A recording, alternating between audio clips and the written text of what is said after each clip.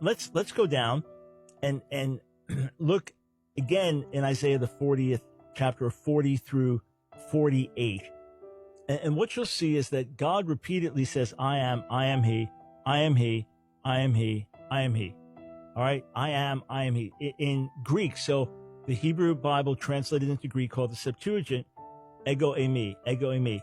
I am he. All right, so for example, and I give you lots of examples from these chapters.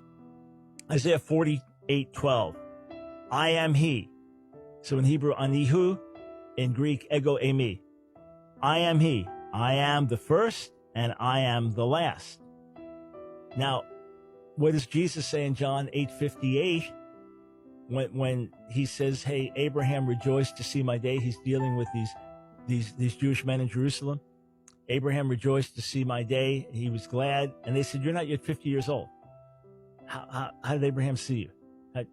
And he says, before Abraham was, I am. Now, the logical thing, if he was talking about pre-existing and maybe in concept, he could have said, before Abraham was, I was known, or I was anticipated, or I was destined or predestined. He doesn't say that. He doesn't even say before Abraham was, I was, which would be the normal way of saying I existed first, but rather before Abraham was, I am. And what do the Jewish hearers do? They pick up stones to stone him. They knew what he was saying. They knew the outrageousness of the claim. But look. God, speaking of himself in his eternity, in his majesty, says of himself, I am he, I am the first, and I'm the last. Revelation 26, the Father speaking. I am the Alpha and the Omega, the beginning and the end. Right? The Father says that. Only eternal God can say, I'm the Alpha and the Omega, the beginning and the end. Created being cannot say that. All right? Revelation 22:13, Jesus says, I am the Alpha and the Omega, the first and the last, the beginning and the end. He is giving himself an exact identification with Yahweh in these chapters in Isaiah 40 through 48, with the God of Israel.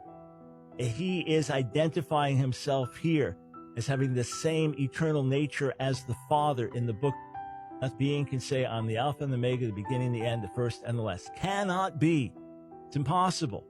You'd be lying because you're not the Alpha and Omega. You're not the beginning and the end. You're not the first and the last. Only God is. And since Jesus says it, and what is the conclusion? He is God in the flesh.